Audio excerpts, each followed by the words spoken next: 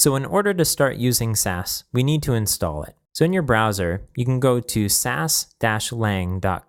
This is the SASS homepage, and we can click Install.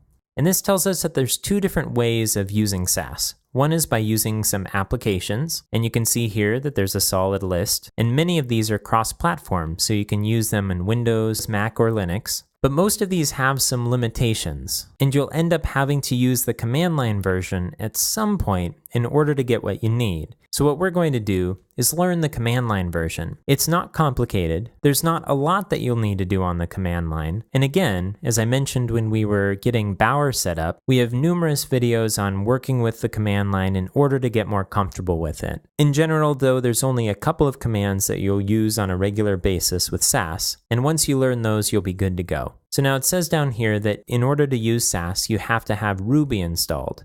On Mac, Ruby is already installed, but on Windows, you'll need to install it. So we're going to go through the process of installing SASS on Mac first, and then we'll do it on Windows.